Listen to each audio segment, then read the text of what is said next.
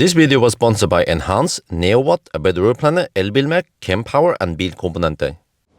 We have taken out all the interior from the front. That's really, really important. Whichever car you have, you must dismantle all the plastic covers to actually find out what is the issue overall here. If you see here, Bjorn, you see the hood latch start rusting. Rust. So will need to be cleaned and sprayed with some silicone spray or other spray. You see the HEPA filter here. We can make it clean. Looks dirty. Looks really dirty. You see the other clamps here. You see the screws here. That will cause problems eventually. It will. So this will be very important for us to document it. Lots of rust there. Wow, what the heck? Yeah, for the next owner, whoever will buy this car. There's a broken clip there also? Yeah. That's the HEPA filter, it's big. Yes. This is the AC compressor working. I see already small leakage here. That can be the oil from the compressor that are leaked out, and here, a little bit, like old, where the oil had come out. And it's working a little bit hard, so I would recommend to do probably an AC service here to actually get it well and done. Another thing that is really important, you have the radiator for the coolant.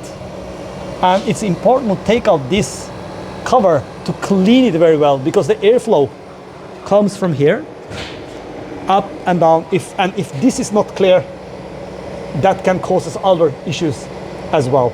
So this must not be forgotten. Another thing is really important is to look at the drive unit where we inspect to see if it's some oil leakage outside there, and also try to see the steering rack drive shaft. So I will dismantle a little bit to see and to show it better on the camera. If you come here, Bjørn, you can see the radiator have a lot of damage. Oh, I see, okay. So that means that the coolant will not cool down as it wants because of the airflow. So definitely I will take a picture of this and write something here. And when I was working here, I also heard the fan noises. So when we will lift up the car, I will see under how we can actually detect that one as well. Here you have the very important, the ground wiring that can create a lot of issues on Tesla X and S. On X is a little bit difficult to see because it's hidden down there. But as this is highly recommended to clean and get done, because you can get issues with the 12-volt battery and other things. There and then the other side also, right? Yes. Both of these I would recommend to clean and get it done. If there is problems there, what could happen then? Then the car can actually give all kind of fault codes inside the car, and many mechanics try to troubleshoot. And then it stops? Or? It stops, exactly. You see the 12-volt battery here as well? For me, it looked like it had been there since the car was new. You see the spider web. Oh, shit. So what is really funny is that when you rent out the car, this is what can happen. I have fixed many Teslas, but not seen this deformation. Yeah, what the heck happened here? Shit, man. Okay, I mean, it's not my car, but I still feel kind of ownership. Dude, wait, I can see the traces here. Something here, hard, deformed the plastic here, and then made this part bend out. Yeah.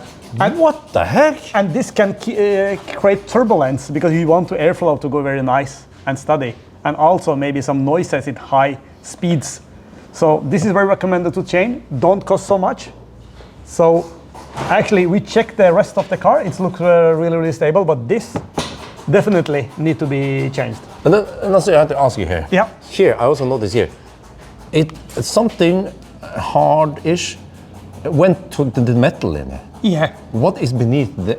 I think it's a metal plate under here. Oh. So we will open up this cover and inspect it really, really good to see if other things are also damaged here. So that will be very interesting to see. Because, okay, I know you guys what you're gonna say. This did not happen during the off-road adventure. That was somewhere else. There, Tesla changed a bunch of parts. It cost something like 70,000 NOK, 6,000 euros. But this was caused after my ownership. It is definitely. So maybe I need to look back who rented the car and did that. And but that will be difficult. Yeah, there's no dash cam here. Yeah, I don't have it. So this is things that can happen. You will not cover it when you rent out your car, what happened beneath it.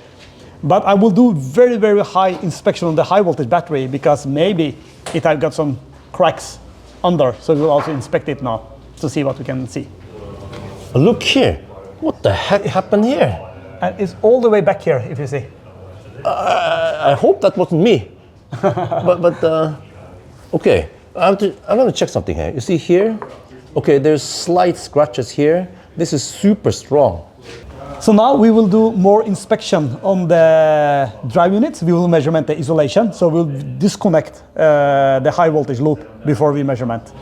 Okay, let's see. I'll tell you something here. Yes. Many years ago when I did the Nimber task, I pulled trailer, I drove off the ramp on a ferry, yeah. And then they didn't lower the ramp low enough, the steel ramp. So when I drove off, it was like boom, and then the front wheels were hanging in the air. Wow. And then, so this part was like on the ramp. Yeah. Really, really strong battery then. Yeah, but after I went off the ferry, after the lower ramp, I checked it. I couldn't see any damage. No, actually, to be honest, the scratches, I will not say it's normal, but in Norway and Nordic conditions, we see that kind of stuff a lot. The cracks. So it's nothing that is damaged, but maybe it will be good to use some material that keep the painting and so on intact so you don't get corrosion outside the battery. But other than that, I think the Tesla battery cases is one of the strongest cases I have seen. So it has gotten abused, it has been rented out, you have done all your stuff, but still this car is keeping up and it's not so many issues. We didn't find anything on the suspension back or front. It just passed EU control. So really impressed by how good these cars actually are if you can keep them healthy and inspected. It's very important to check the air suspension on this car because this car has 400,000 kilometers. And one way of doing it, of course, taking off the cover, we get help from our mechanic. And if you see here, I touch it here slightly, it's very hot. You can see it in the thermal camera. Oh, look at that. Huh? What? Around 30 degrees Celsius. Yeah. 32. And the air compressor should never be so hot. And that can be that it's some leakage somewhere. So it needs to work very much to keep the pressure up. So this needs further investigation. So I will write the air suspension issue on this car as well. Here we have an RPM sensor for the drive unit. We will take this out to see if it's a mixture of coolant and oil in there, to see if we can see some indication. So that can actually tell us overall how long will this drive unit live. So we will take it out now and see what is the status. Vi bytta jo sete på den bilen for en uke siden. Yeah. Actually, this look really good and dry, I think. So no issues here. Normally you could see a drop of water or oil if it was, but that's actually, I will say, is good, healthy drive unit here. Now we will measurement the isolation in the drive unit. You have two ways of measurement on this side for plus and minus, but we choose the measurement here because then we can measurement both sides. We will just see what the values are. It should be above 4.5 megaohm. Yeah.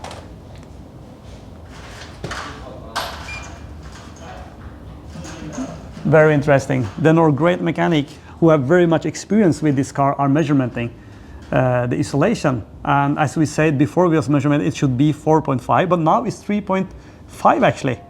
So it is maybe humidity inside the drive unit. And I can see some small outside leakage here and here. So, okay, it is okay, but maybe in the future we can get an isolation problem with this drive unit, even though we checked the sensor, it was nothing on that side, but still we measured a little bit low isolation. So by our experience, it should be above 4.5, but as we measurement, it had only 3.5. So the drive unit is a subjective valuation. Maybe we'll put it partially okay because of the value we got now. Now we are on the battery test. So I will go here, read the car. The vehicle climate is turned off. Car is standing still. Start test. So it's starting reading out the data. It will find the VIN number, read out all the files. The odometer, come up here. Oh wow. So in a way, it's like a flash test. Or Yeah, kind of. So we develop this one, and it's actually quite accurate on the net to capacity, usable capacity of the battery. We will see which data we get. So it's actually also a degradation test. Yes. But done in just 5 minutes. Yeah, sometimes faster because it depends on when it catch all the files it needed to calculate the data. Because they're so detailed. Yeah, there. Oh, here, so it's doing some stuff. Okay.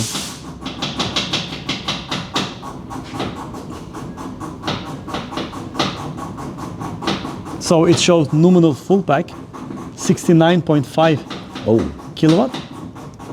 there's a buffer somewhere, so this. Yeah, It has around 65, 64 kilowatt hour left then, possibly. yeah, We get that answer soon, right? yes. Now we are on the next step of our battery test. As you can see that it find out that it consists of a 90 kilowatt battery pack. Panasonic, where delivery is 1865 Yeah, there. Uh-huh. battery pack. You have a rated capacity that's usable 85, even though it's 90. So you never can use 90, even it was new battery pack. So let's see scanned battery data. Here we can see the cell voltages. We can see the temperature when it was done. Let's see what we get on the next, all the cells. So the current capacity is 69.5. That's the usable capacity that we can use. And if we calculate that, we will go to next. And the cell temperature, we get that up here. And the CSA is really important. I call this that a Newton meter for the battery if you compare it to a fossil car. So you have the value there. Fast charging, it's actually 50-50. I don't know with your experience. Yeah, I fast charge a lot, but then the previous last owner probably didn't fast charge that much. Yeah. More AC charging. So cell imbalance was a little bit high, 24 millivolt. Now we will do the PTC heater test, but by experience we know that if the state of charge on the car is below 50%, like it here, 80 kilometer, then the imbalance can be a little bit higher than if it was more. So, start test. Start the vehicle climate control system. Then it's on. Set the temperature to maximum. Where is the? Sorry. Oh, there. Yeah. Oh yeah, we just do this and then or just yeah, okay, swipe it up. Yeah. Start it up there. Okay. Then it's there. Maybe turn on auto. Okay, auto. Okay. Yeah. Then we have done all the steps. Start test. Oh, so then you will read the canvas. Yeah. So you read the different vents. How is the temperature here? So